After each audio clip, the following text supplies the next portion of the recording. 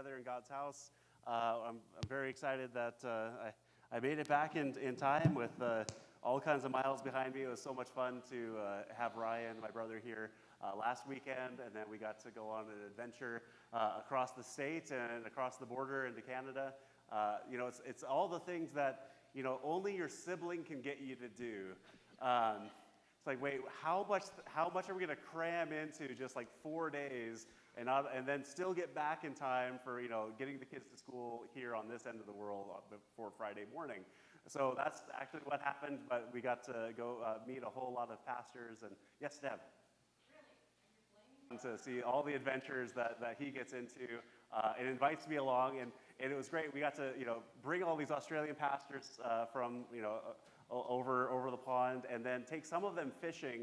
And this was one of the fun things. We got to go get in the water, get in the Skagit, kind of old haunts there. And as one of the pastors that I got to know really well, his name's Nathan. He actually leads one of the largest Baptist churches in all of Queensland. He was sharing that his brother as well is in ministry, so very similar to Ryan and I and Nathan and his brother. And his brother's also into fishing.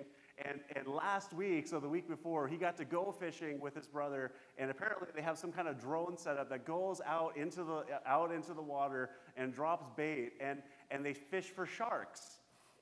So I got to see this video, and this is where as he's bringing the shark in, and it takes about 30 minutes, he said they're fighting the shark, and normally when you start to see a shark fin at the edge of the beach, people are running and screaming and getting as far away from the water as they can. No, there's a video of his brother celebrating and running into the water. And he's running in towards the shark, and then he literally grabs the shark by the tail and just pulls it onto the beach. It's this like 8-foot shark, and he's just ripping it right on. It's just like, oh boy. And he said, I'm going to bring my brother on this leadership tour next year. You guys will have a lot of fun together.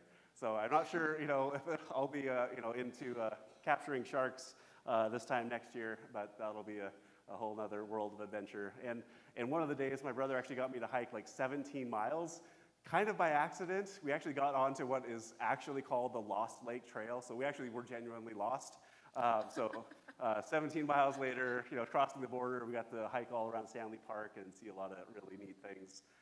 It was so funny because one of the pastors, they kept asking, like, well, it's like, well, you've done all these things before, and you've been all these places. Like, no, I went to Regent, I went to school up here, but that's all I did. Like, I didn't do anything fun.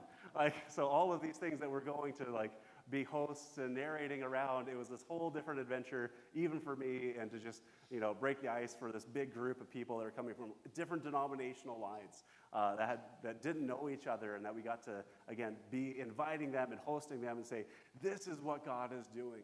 One of the stories I was actually sharing just outside in the narthex here earlier, one of the churches that got built, was having a struggle for funding and all these things, and they knew they needed to be where they were, but they had to figure out how to afford it. And as they're praying, and as they're kind of just leaning into, God, what would you have us do? And we're going to be talking about worry today.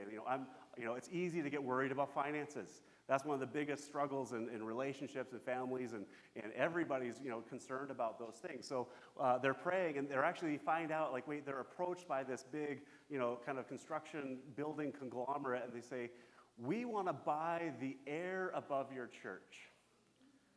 And they literally came with millions and millions of dollars just to buy the air, like literally funded the church by selling air. You never know how God is going to work and make things happen for his purposes. So you don't have to worry. You don't have to be full of anxiety. And that's what we're going to be talking about this morning. And I'm so excited that we get to share that out of Matthew 6 today. So let's pray as we, actually a couple things. One, the ministry leadership tune-up is happening starting tomorrow. So there's usually live stream stuff available, or you'll be able to check out that stuff. We'll link that in the emails that we send out by Friday. Saturday, this coming Saturday, is actually, we're going to do a men's breakfast, so 8 to 10 a.m., so 8 o'clock, so come and hang out together for a couple hours. We're going to be talking about a lot of great things and the gifts that you've all been given, and I'm so excited. I'll be doing the more boring things, but Manny is going to be doing some homemade gravy for biscuits and gravy.